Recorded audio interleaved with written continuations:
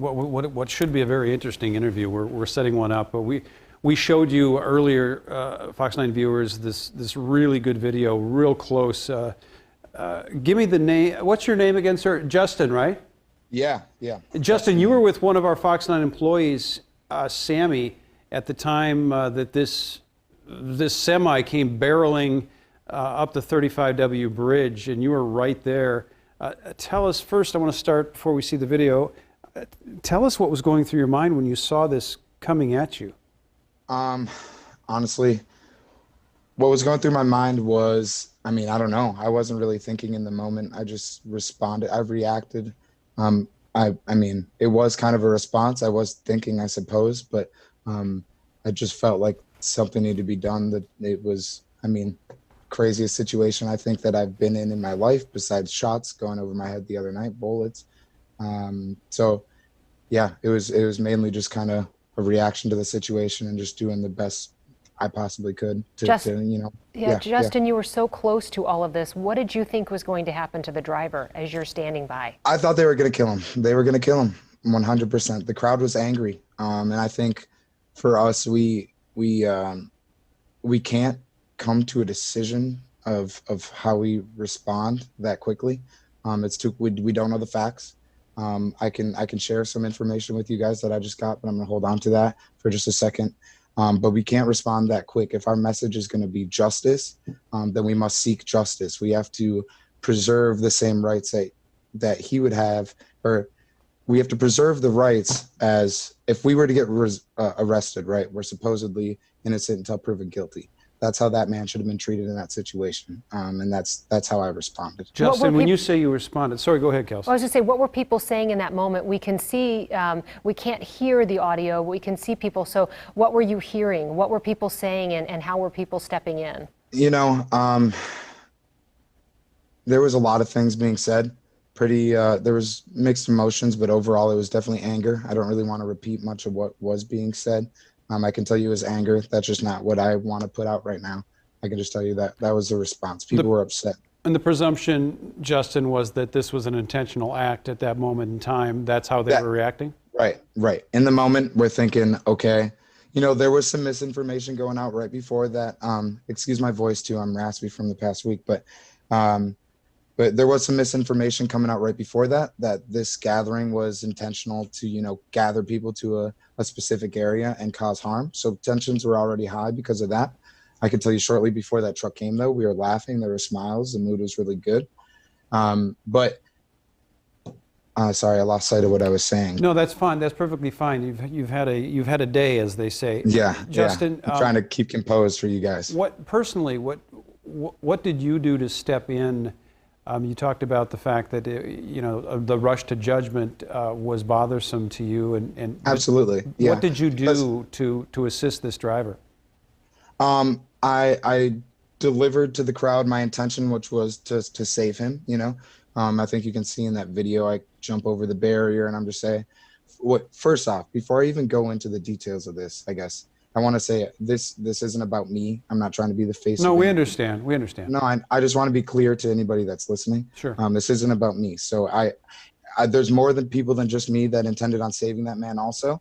Mm-hmm. So I can't take responsibility for that. I'm very proud of the way that we reacted as a group in that moment. A few of us were able to keep composed. But when I reacted, my initial reaction was, all I said out loud was, "Hey, we need to save this man," because that's what I decided in my head. I think you hear someone behind me say, "Okay." And in that moment, I think a couple people followed me. And we got up there, and that was just kind of our goal. Mm-hmm. Yeah. Justin, I think that's absolutely remarkable that in that moment, a few people could diffuse the situation. Yeah. How many people do you think were around you that were with you in trying to save him? Maybe 10. Okay. I don't know for sure, though. The tensions were pretty high. I think maybe 10, though. Maybe 10. Justin, did the driver ever say anything? I mean, I know that he was being pummeled at the time. Here. So now I'll share with you some of the information that I received from the community just before we went live now. So my intuition in that moment was that was not intentional. If that was intentional, I think a lot of harm would have been done, could have been done. Okay. If he was trying to hurt somebody, he could have been moving a lot faster. It takes a long time to stop a semi truck. Who knows? He could have been going 70 miles per hour. If he's going 70 miles per hour, I think if you hit the jack brake on a semi truck, there's potential the engine's going to explode. I'm not a truck driver, but that's kind of things that I heard. So because some people were asking, why didn't we hear the jack brake? Because it might be able to slow down the engine faster. Well, in that situation, I think the driver was probably responding, realizing he was in the wrong place at the wrong time. What the community is telling me now that I found his identity now online right before I went live with you. They shared his mugshot and his full name. Someone had called me when I was on my way home from the cities tonight, saying potentially this man was actually for the community. He was there trying to deliver gas to a gas station to Lynn 36, on Lyndale and 36th Avenue. That's a family-owned business.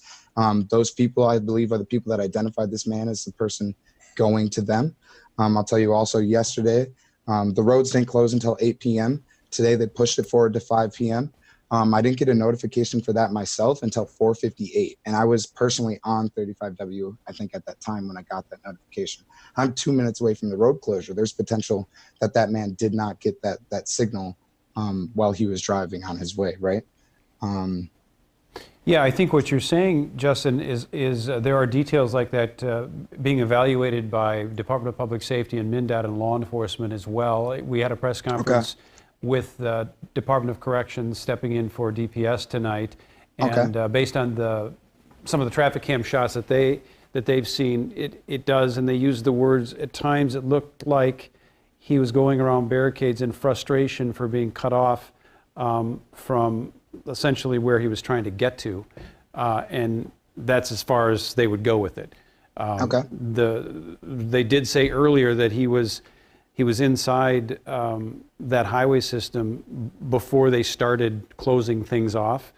And essentially, he just didn't follow the barricades that would pull him off the highway. And there is a little bit of elevation on the 35W bridge, so we just don't know from his vantage point as he was approaching how much he could see. What he could see ahead. Right.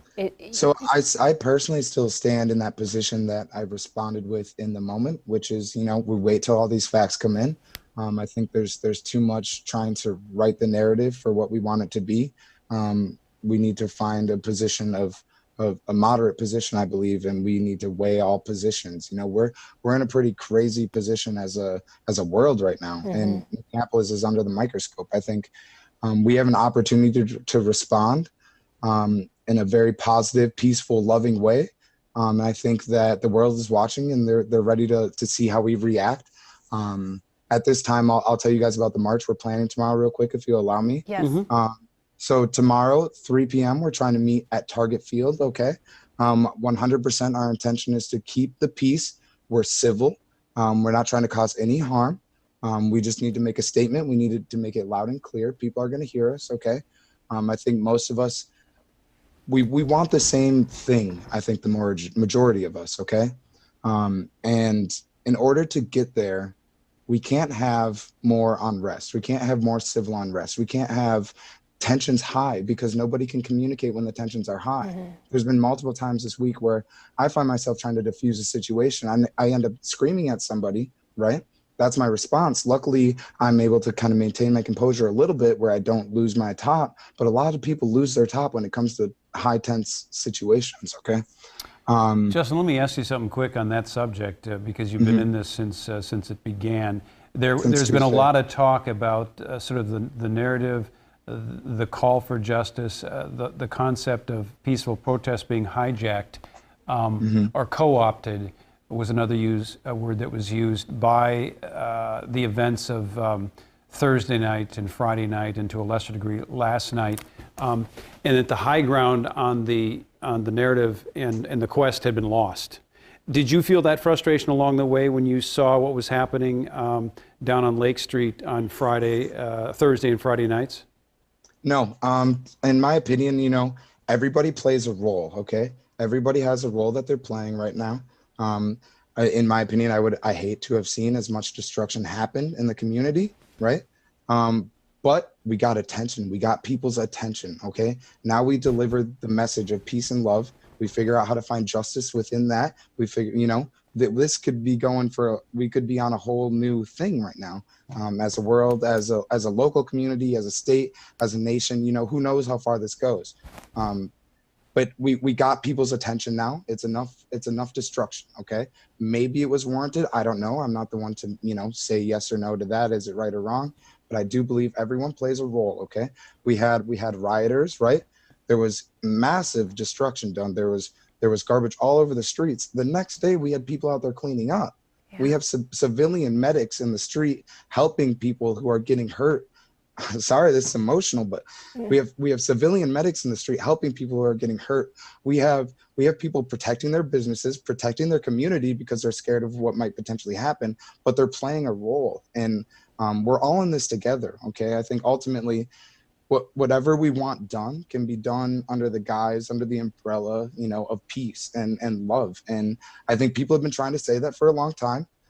Absolutely. But now we have some extra attention on our side, and hopefully we can get that message across even further. You know, Justin, it's been a very painful week, and this is spread across the country. And you've had an especially traumatic day. But do you feel hopeful? Absolutely. I don't lose hope. I'll tell you, I'm tense, I'm anxious, I'm stressed. I'm trying to keep my composure when I get home every night. You know, I kind of lose it for a little bit. I'm holding it together for you guys right now, but you know, after this, I'm probably going to cry. But no, I don't lose hope. I'm not losing hope. That doesn't seem possible to me. You know, there's a lot of bad actors. There's a lot of instigators. We'll know more in the future about exactly how we've even gotten to this place.